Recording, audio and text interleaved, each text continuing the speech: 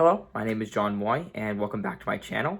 And then just a quick thing before we start, if you didn't see my channel update, I recently had to move to a new channel because my previous channel was a school account that the school changed some settings so I can no longer post videos there. And so if you would just subscribe if you feel like it, or post a comment just to give me a little bit of engagement in order to help me build back up my channel. Because for all the progress that I lost, that would be much appreciated.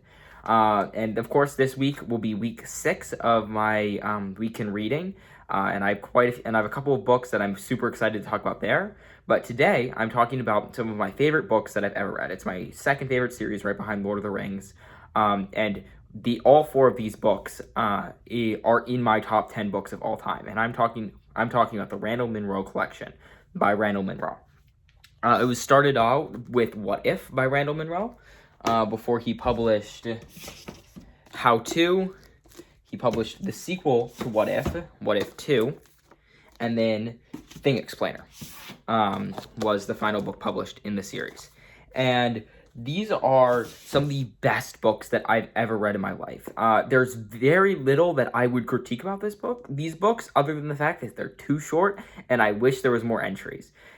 For at least the top 3, for me at least, What If 2, and How To, there's never a dull moment in this book where I'm just like, oh, can we just get to the next part? I'm always they are always interesting, and the scenarios are hilarious, and the mix of humor and technical writing that Randall Monroe is able to capture in these books is amazing. And as someone who loves science, it is so much fun. It honestly reminds me, because of the humor, it reminds me of a Discworld book with science in it. That's what the humor feels like, especially the use of footnotes to enhance jokes.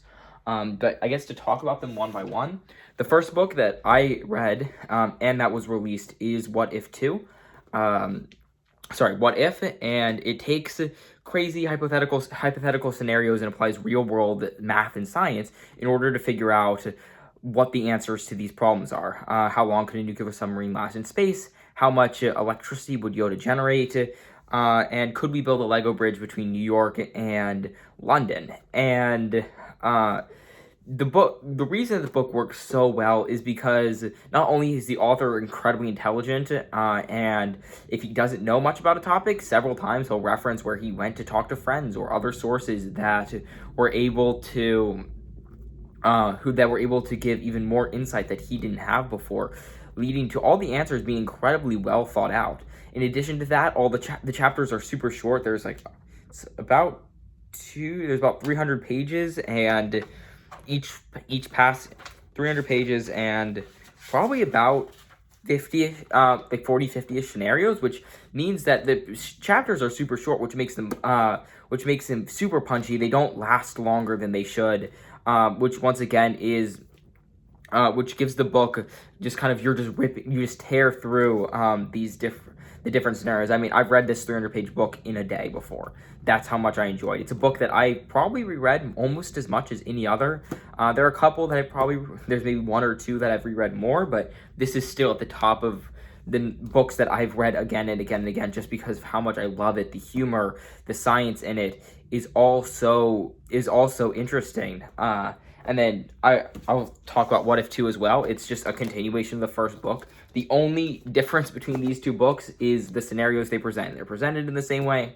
I guess, obviously, the binding is different, but they're presented in the same way.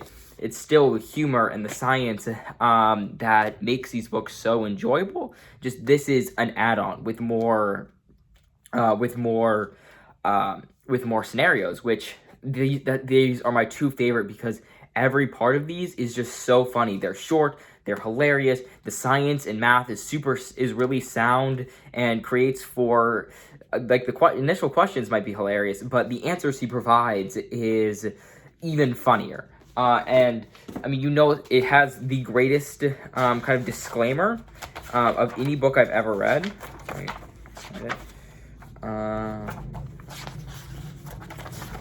Disclaimer: do not try any of this at home. The author of this book is an internet cartoonist, not a health or safety expert. He likes it when things catch fire or explode, which means he does not have your best interest in mind. The publisher and author disclaim responsibility for any adverse adverse effects resulting directly or indirectly from information contained in this book. And when that's your disclaimer, you know it's going to be hilarious, and it is. It delivers on its funny premise throughout, and I could not recommend these enough. If you like science or math, read these books. If you're someone who likes Discworld particularly, and want to if you like Discworld and want something a little bit more nonfiction that still has the humor that Discworld provides, you should get these books. I would recommend these books to everybody. I would recommend these books to anybody. These are so much fun.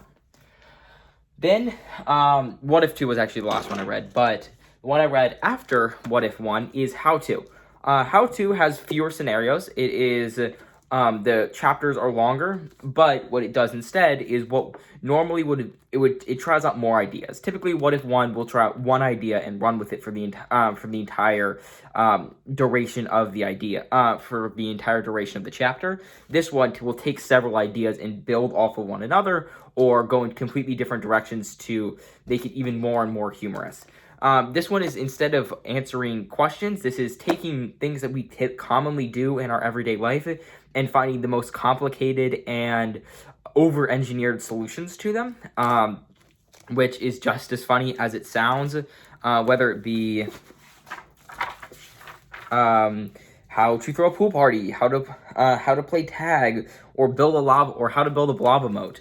All of those are, they're things that, the lava emote one is not necessarily something straightforward that everyone does, but doing a pool party or playing tag are both scenarios that a lot of us have interacted with in our day-to-day life, but the way that he does them here is not something that any of us would have ever considered, and the math and science behind it just make his ridiculous ideas even more ridiculous when you eventually reach the end step, which I love it. I love this book so much, just as much as those. It's the same concept. If you love math and science, or if you like Discworld, or anyone should pick up this book.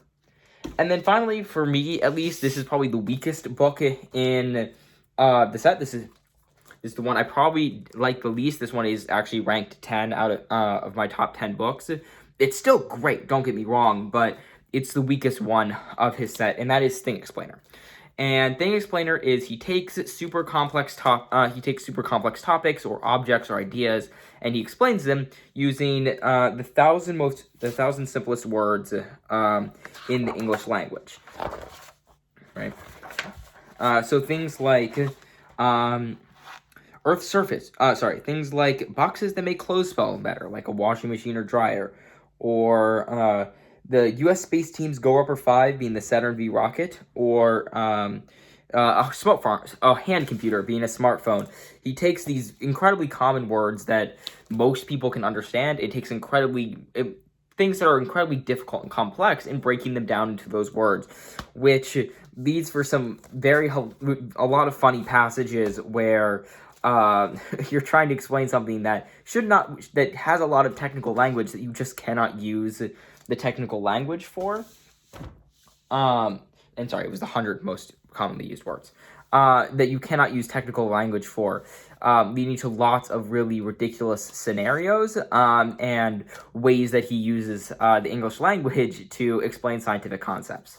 But yeah, it's definitely the weakest, but recommendations are still the same. When I say weakest for these books, they are still some of the greatest books I've ever read. This book is still a 10 out of 10, despite being the weakest one. So yeah, these are some of the greatest books that I have ever read. There's a reason this one is ranked 2.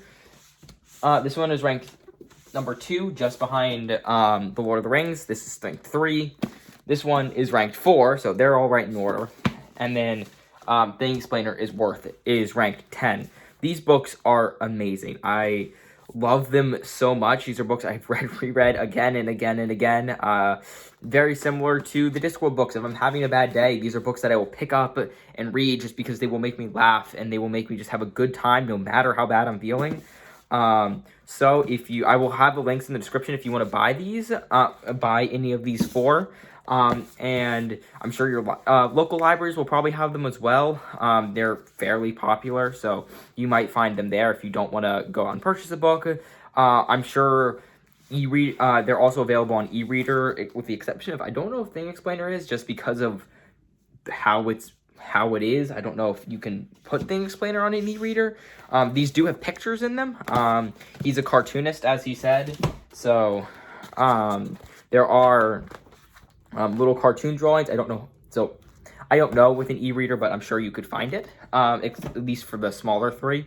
But I will put the links down in the description if you want to buy them. And thank you so much. And I guess thank you so much for watching. I hope you enjoyed this review. If you want to see more like this, or my summer reading updates, subscribe to the channel.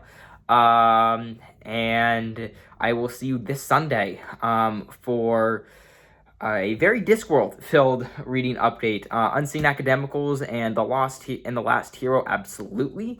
But potentially even some of the young adult books as well. We're almost to the end with Discworld, unfortunately and fortunately, and I'm excited to get those reviews out to you. Thank you so much for watching, and I will see you this Sunday. Goodbye.